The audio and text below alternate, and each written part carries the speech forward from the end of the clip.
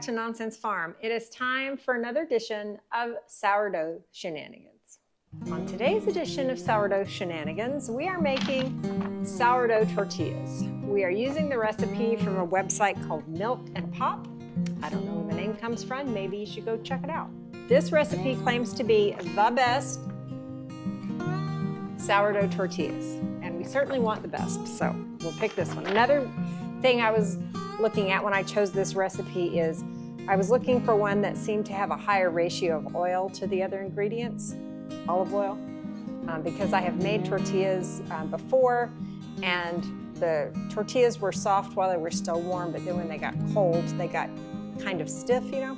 So I read somewhere that more fat makes the tortillas remain pliable, so that's why I chose that.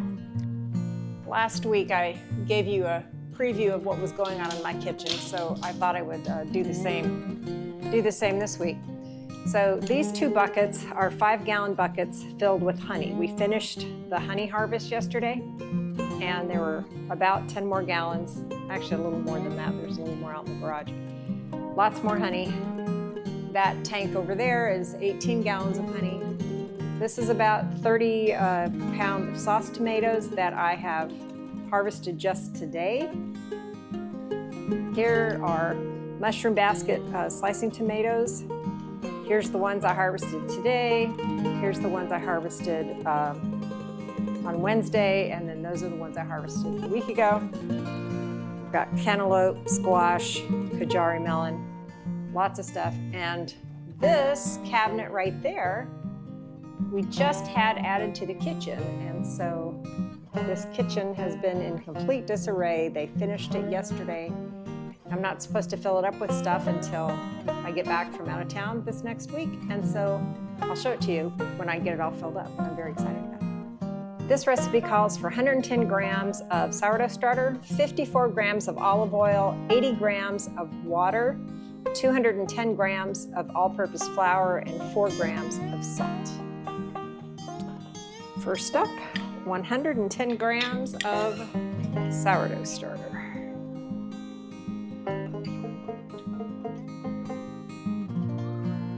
$54 grams of olive oil. All right, perfect. 80 grams of water. There we go. The recipe says to combine the discard olive oil and water and stir to combine. So I guess there's only so much it can combine because it is, after all, oil and water. All right. Add the all-purpose flour and salt, mixing until the dough is formed. All right, so we need 210 grams of all-purpose flour. This is the very last of this bag. Let me throw it away. 210, okay. 210, excellent. And then next up, salt. It's only 4 grams of salt, so I'm going to measure it separately.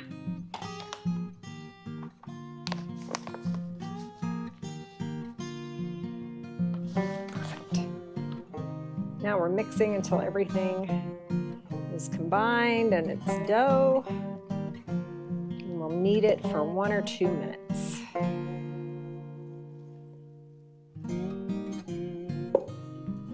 It says you can use a stand mixer if you prefer. It says if your dough is too sticky, add 1 tablespoon more of all-purpose flour and knead until absorbed. I think this dough is just fine, and I'm not going to use the stand mixer because that just creates more dirty dishes. All right, it says cover it with a damp towel and let it rest for 30 minutes. Instead of a damp towel, I'm going to use the lid that goes with this bowl. I found other sourdough tortilla recipes where you let it rest 12 or 24 hours, and that's fine. It's probably actually healthier for you, but this one's only 30 minutes, and this is the recipe we're trying. Our half hour is over. The next step says to preheat a large skillet on high heat. Then it says flour lightly the surface you're opening the dough. I think that's probably a typo.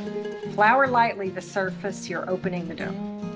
Divide the dough into 8 to 10 pieces. Flatten each ball with the palm of your hand. All right.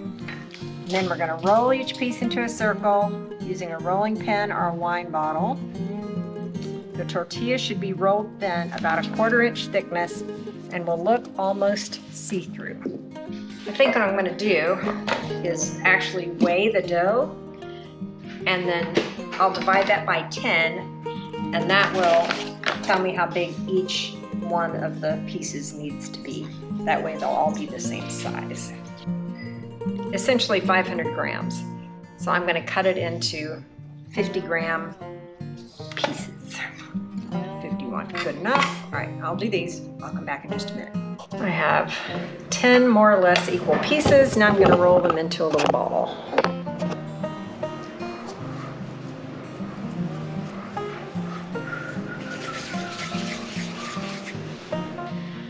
There's my 10 little lumps of dough.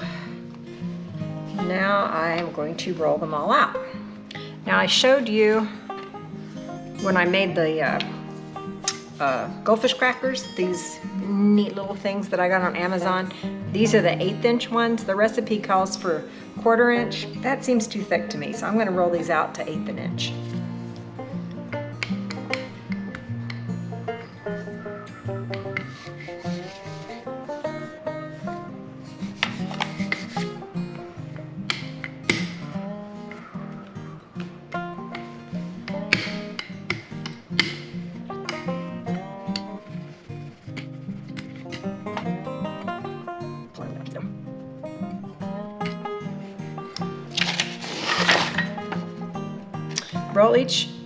Roll open each piece of dough into a circle using a rolling pin or a wine bottle. The tortilla should be rolled thin, about 1/4 inch thickness, and will almost look see-through.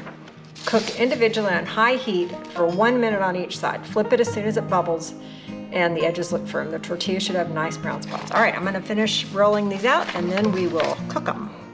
I've got a few rolled out, and so now I'm going to fry them up. Not really fry them, but cook them.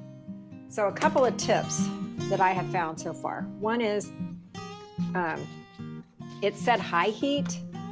I think it cooks the outside too fast and doesn't cook the inside when it's on high. So I have mine turned down pretty much to low. I don't know if you can see the little bit of olive oil that I put in the cast iron is smoking a little bit. But the other thing is I'm kind of dusting off the flour, because the flour comes off the tortilla in the frying pan and burns a little bit. So anyway, here we go. Yeah, you want this one? When it's done? All right. My daughter just came in.